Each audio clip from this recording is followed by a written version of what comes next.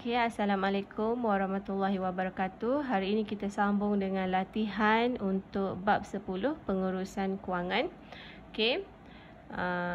Seperti biasa, soalan ini dia kata jadual di bawah menunjukkan pelan kewangan Encik Shankar dan isterinya.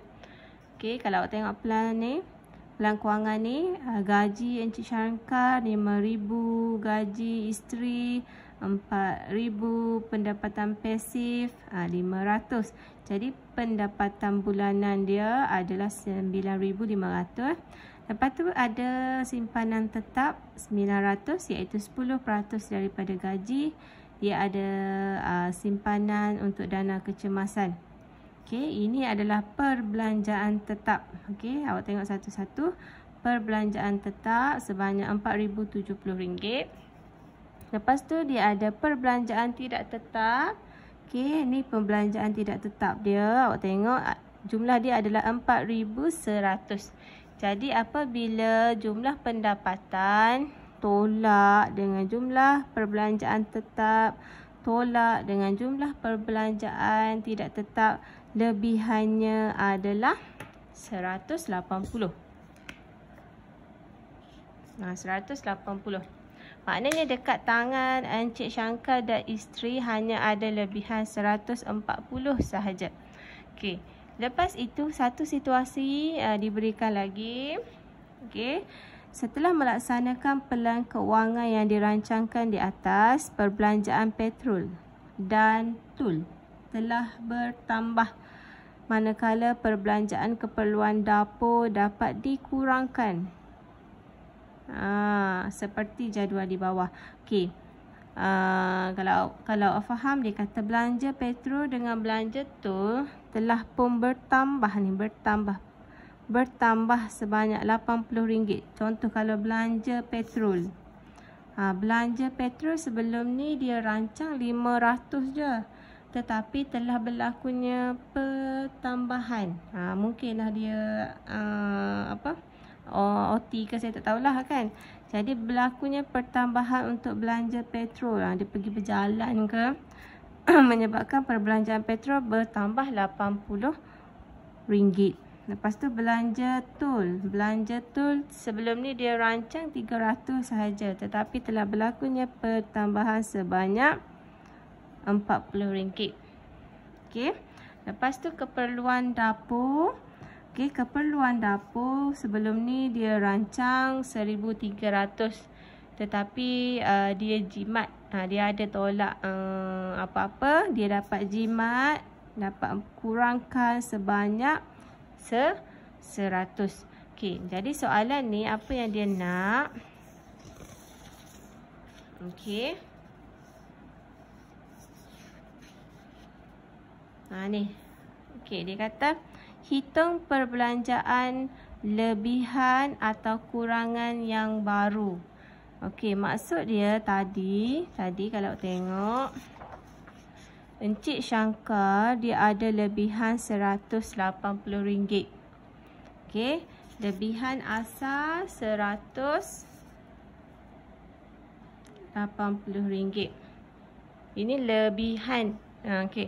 Tetapi berlakunya pertambahan. Pertambahan dalam belanja petrol dan belanja tol. Jadi apa yang kita perlu buat?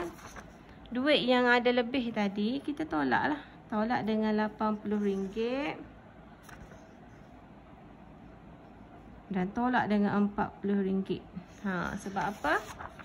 Sebab berlakunya pertambahan petrol dan pertambahan tol. Okey, lepas tu keperluan dapur dapat dijimatkan. Maknanya ada duit lebih 100 lagi.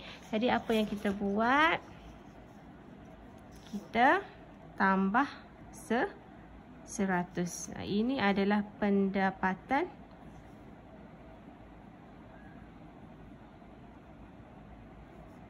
lebihan atau kurangan yang baru. Okey, jadi bila awak tekan kalkulator 180 tolak 80 tolak 40 tambah 100. Jadi dia ada lebihan RM160. Ini adalah lebihan yang baru. Okey, selepas berlakunya pertambahan perbelanjaan dan pengurangan perbelanjaan. Okey, boleh. Okey. Seterusnya kita tengok. Okey, dekat sini dia kata Encik Shankar ingin membeli sebuah komputer riba. Okey. Cikgu highlight dia nak beli komputer riba yang berharga RM6,000. Dia telah merancang untuk menyimpan amount itu selama 7 bulan. Lengkapkan matlamat kewangan SMART di bawah. Ni SMART ni. Jadi kalau baca awal-awal tu dia ada terangkan apa itu SMART. Adakah matlamat kewangan Encik Shankar boleh dicapai? Inilah matlamat kewangan dia. Matlamat kewangan dia untuk beli komputer riba berharga RM6,000 dalam masa 7 bulan. Itu adalah dia punya matlamat. Okey. Jadi kita nak kira sama ada matlamat itu boleh dicapai ke ataupun tidak boleh adakah matlamat kewangan tu boleh dicapai? Kita nak kira sekali lagi. Dan sebelum tu dia suruh awak menjelaskan mengikut SMART lah. Okey, jadi kita tengok khusus. Khusus. Dekat sini, okey. Matlamat kewangan dia adalah kalau kita baca adalah jelas lah. Jelas iaitu untuk beli sebuah komputer riba. Yang ini dia jelas. Dia beritahu dah siap-siap dia nak beli komputer riba. Bukanlah dia kata saya ingin membeli sebuah barangan. Tapi tak tahu barang apa. Yang itu dia tak jelaskan. Yang ini dia jelas. Khusus nak beli komputer riba. Okey, jadi matlamat Encik Shankar ni jelas iaitu khusus. Lepas tu kita tengok pula boleh diukur. Okey, boleh diukur. Matlamat kewangan ni boleh diukur sebab dinyatakan dalam bentuk boleh dihitung. Boleh dihitung macam mana? Dia bagi tahu komputer riba ini berharga RM6,000. Okey, jadi kalau dia bagi tahu harga ataupun amount berapa yang dia perlu simpan, maksudnya matlamat kewangan tu boleh diukur lah. Kalau dia tak bagi tahu jumlah berapa, harga barang tu berapa, dia tak bagi tahu, maksudnya itu tak boleh diukur. Kita tak tahu harga dia berapa. Jadi kalau harga diberitahu, maka ianya boleh diukur. Okey, lepas tu boleh dicapai. Boleh dicapai ke tidak? Kita cek. Okey, jumlah simpanan, kita cek dengan jumlah simpanan. Kalau jumlah simpanan dia, kita tengok jumlah simpanan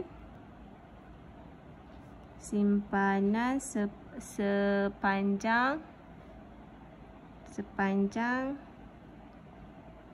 7 bulan. Jumlah simpanan Encik Shankar dan isteri adalah, kalau kita tengok balik, jumlah simpanan dia mana? Ni, tolak simpanan tetap bulanan, jumlah simpanan dia 900. Jadi, jumlah simpanan adalah 900. Okey, dan dia akan simpan selama 7 bulan. Jadi, kalau 900 darab 7 bulan, dia akan dapat RM6,300. Jadi dapat capai. Dapat capai.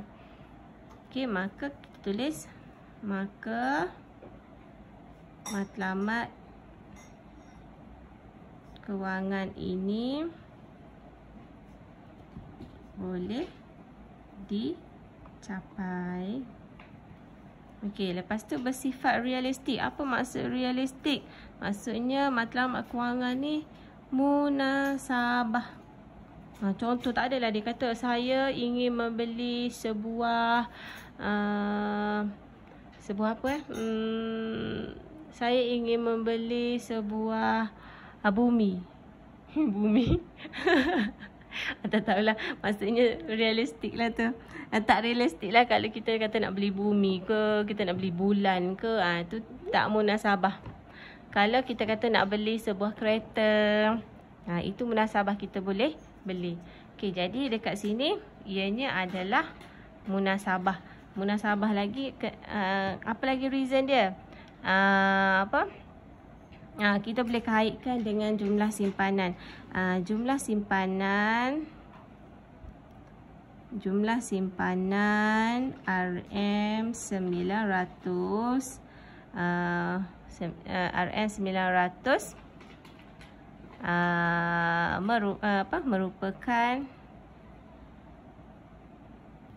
merupakan hanya 10% daripada jumlah gaji. Munasabah lah tu. Kalau dia kata maknanya dia guna sikit je peratus daripada gaji tu. Okey. Biasanya kalau kita nak terangkan realistik ni kan, dia akan berkait dengan peratus yang kita guna daripada jumlah pendapatan ataupun jumlah gaji. Okey. Okey, lagi tempoh masa. Okey, Encik Syangka telah menetapkan 7 bulan untuk capai matlamat. Maka ianya menepati untuk tempoh masa lah.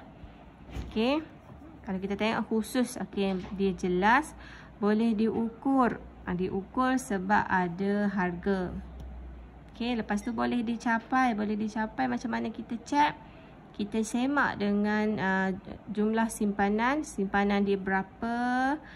Darab dengan masa yang dia tetapkan. Okey, yang ini dia boleh capai lah. Okey, yang munasabah ni maksudnya berapa peratus daripada jumlah pendapatan ataupun jumlah gaji yang digunakan untuk capai matlamat kewangan dia. Okey, tempoh masa, kalau dia bagi tahu tempoh masa berapa lama, maksudnya ianya menepatilah matlamat kewangan untuk tempoh masa ni. Okey, boleh? Okey, kita pergi ke video kedua.